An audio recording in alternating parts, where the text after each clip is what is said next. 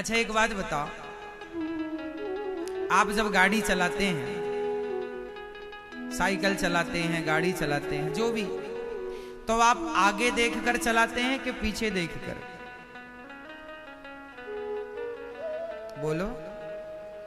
यदि आप पीछे देखकर गाड़ी चलाएंगे तो चला पाएंगे? बोलो।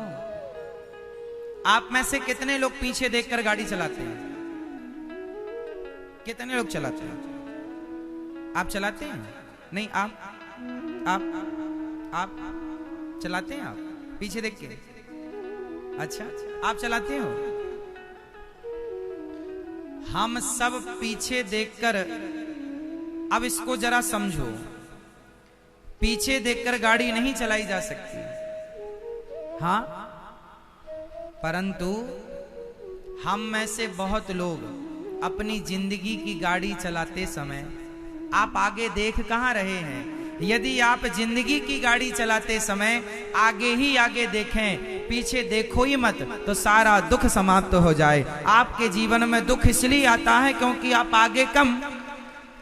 मेरी सास ने ये कह दिया, मेरी जेठानी ने ये कह दिया, मेरे बेटे ने ये कह दिया। अब बताओ, आप आगे देख रहे हैं कि पीछे? मेरी सास ने मुझे ये कहा, मेरी बहू ने मुझे ये कहा, मेरे अपनों ने मुझे ये कहा, आप कहां देख रहे हैं? जब आप जिंदगी की गाड़ी में सवार हैं, जब सामान्य 2 पहिए 4 पहिए की गाड़ी को चलाने के लिए पीछे देखेंगे तो चला ना पाएंगे, तो जिंदगी की गाड़ी चलाने के लिए भी तो आगे ही देखना पड़ेगा, पीछे क्यों? आप लोग पलट पलट कर देखते हैं, इसलिए वो अतीत को याद करने से आपके जीवन में दुख बने रहते हैं। आप सभी लोग अपनी गाड़ी पीछे देखकर चला रहे हैं, लगभग सब लोग। 10-10 साल पुरानी बातें आपको सास की याद है। सास ने ऐसा कह दिया था, जेठानी ने ऐसा कह दिया था, बहू ने ऐसा कह दिया, बेटे ने ऐसा कह दिया, भाई ने ऐसा कह दिया था। कितने साल पुरानी बात है? बोले 5 साल पुरानी, 10 साल पुरानी।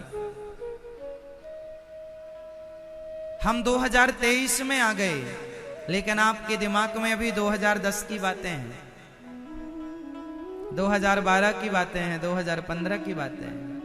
अब बताओ, ऐसे में आप आगे कैसे बढ़ोगे? आपकी यही सोच आपको आगे नहीं बढ़ने देती। इसलिए हमें आगे देखकर चलना चाहिए, आगे देखकर। और आगे देखने के लिए क्या चाहिए? आगे देखने के लिए सत्संग चाहिए। सत्संग ही है जो आगे का रास्ता दिखाता है। आप संसार में अच्छा एक बात बताओ, आप अपने किसी दोस्त के सामने साथ बैठो, आप सहेली, आप किसी लड़की लड़का स्त्री पुरुष के साथ बैठ जाओ, तो आप सामान्य जो भी बातें करते हैं वो बातें पास्ट की ज्यादा करते हैं, बीते हुए कल की। चाहे दोस्त के साथ हो, आपकी पत्नी के साथ भी आप बातें करेंगे तो आप पीछे की बातें ज्यादा याद करते हैं। ज्यादा आप यदि बातें करेंगे 2 घंटे तक, तो उसमें 1.5 घंटे आपकी पिछली बातें होंगी,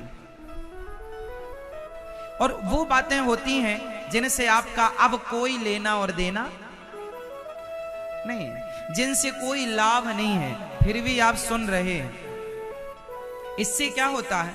जब आप व्यर्थ की बातें सुनते हैं तो आपके कानों से बातें तो अंदर जा ही रही हैं, धीरे धीरे आपके अंदर कचरा इकट्ठा होता चलता, इन्हीं बातों का वो गलत थॉट इकट्ठे होते चलते हैं। फिर वो गलत थॉट क्या करते हैं, गलत विचार क्या करते हैं, आपको परेशान करने लग जाते हैं। इसलिए क्या करना चाहिए? आप गलत बातें रोज सुनते हैं 2 घंटे 4 घंटे, पर अच्छी बातें कितनी सुनते हैं? कथा सुनने तो अब आए हैं वृंदावन, घर में कितनी सुनते हैं? अब आप ही बताओ कि जब गलत बातें ज्यादा सुनी जाएं और अच्छी बातें कम सुनी जाएं, तो शरीर में, जीवन में प्रभाव किसका होगा? अच्छी बातों का या बुरी बातों का? मैया को जगाओ, मैया, ओ मेरी माँ, सो गई? सो जा। बताओ, हमारे जीवन में हम अच्छी बातें सुनते हैं कम, बुरी बातें सुनते हैं ज्यादा, संगति अच्छी संगत करते हैं कम, कुसंगति करते हैं ज्यादा, तो बताओ जीवन में असर किसका होगा ज्यादा? लोग कहते हैं सत्संग का प्रभाव नहीं पड़ रहा है, सत्संग असरदार नहीं हो रहा है। अरे भाई सत्संग की मात्रा कम है, इसलिए भाई मात्रा जिसकी ज्यादा होगी वही ना असर करेगा। आप एक काम करो, अपने जीवन से आप कुसंग किसे कहते हैं? आप अपनी जिठानी, देवरानी, सास, बहू या पड़ोसन पड़ोसी के साथ बैठकर जो व्यर्थ की बकवास करते हैं वही कुसंग। जिन बातों से कोई लेना देना नहीं। इसलिए अच्छी बातें करो, अच्छी बातें कहो, अच्छी बातें सुनो, तो आप क्या होंगे? पॉजिटिविटी से, सकारात्मकता से, अच्छाइयों से भर जाएंगे। और जब आपके अंदर अच्छाई हो जाएगी तो कुत्ता भी जब बैठता है ना, पूंछ से जरा साफ करके बैठता है। सोचो कि जिस मन मंदिर में भगवान को बिठाना चाह रहे हो, उस मन मंदिर को कितना साफ करना पड़ेगा।